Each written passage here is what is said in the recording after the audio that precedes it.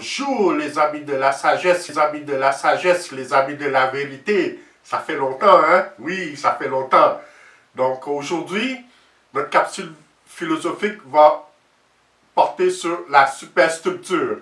Mais avant, nous savons que tout revient à la philosophie, car pour exister, il faut penser. Alors l'homme, cet animal métaphysique, va revenir à ses origines de toujours. La philosophie, philosophia, excellent. Alors on commence.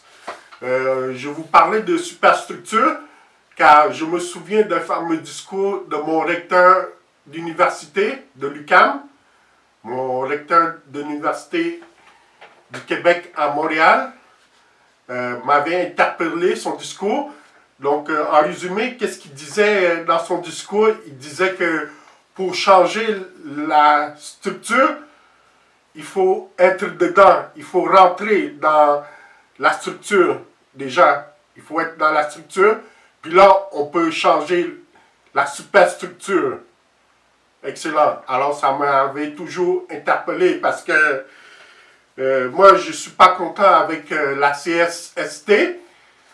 La CSST, c'est la Commission des normes du travail, de santé et sécurité.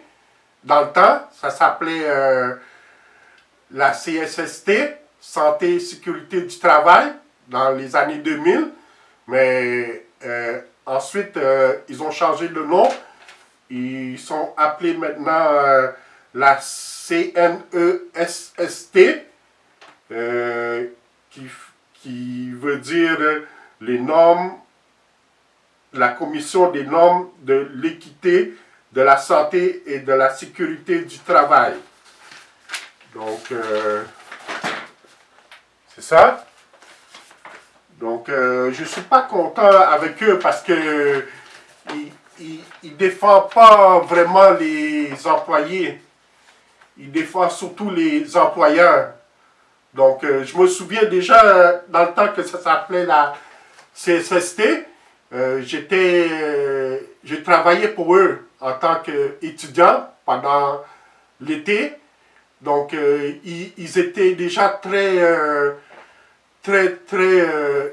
stricts envers les employés qui demandaient la CSST, car ils disaient aux autres que les employés ils savent comment avoir des prestations de santé et de sécurité au travail.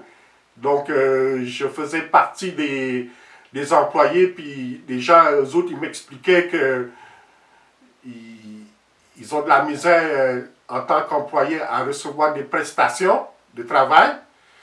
Puis moi, la seule fois où que je me suis plaint, j'ai fait une demande la première fois, quand j'étais jeune, dans ma vingtaine. Et là, plus tard, ma deuxième fois, puis les deux fois, j'ai jamais eu gain de cause, puis c'était très compliqué, là, pour cheminement, là. Ça prenait des paperasses par-ci, des paperasses par-là, des papiers, il fallait encore contester. Donc, et toutes les deux fois, j'ai jamais eu gain de cause, là. Donc, à se demander si c'est vraiment les employés qui protègent ou plutôt les employeurs, les grosses corporations. Donc, c'est comme un combat David contre Goliath. David, c'est nous les employés, puis Goliath, c'est les corporations. Donc, je trouve pas ça correct, là. Je trouve pas ça correct.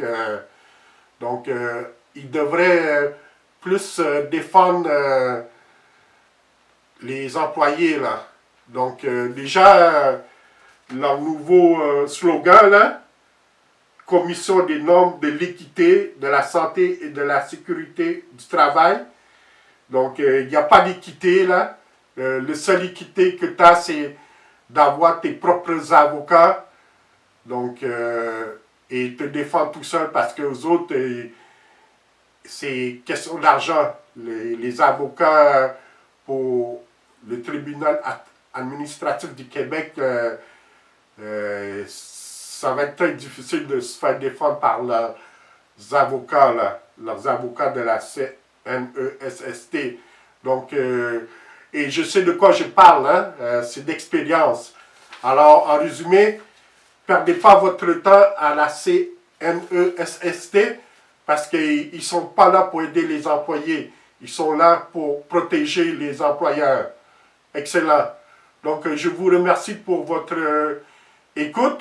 Donc, si vous avez une cause à la CNESST, perdez pas votre temps. Ils ne sont pas là pour vous protéger. Ils sont là pour garder la structure, la superstructure intacte. Donc, à moins que vous avez de l'argent, là, vous pouvez faire quelques changements. Excellent. Donc, alors, si moi je veux faire un changement, je dois accéder à la structure. Donc, soit être maire, soit un poste de dirigeant, puis on va pouvoir changer la structure et ainsi déstabiliser la superstructure. Merci pour votre collaboration. J'espère que ça vous a ouvert les yeux. Merci encore et à la prochaine chicane. Merci.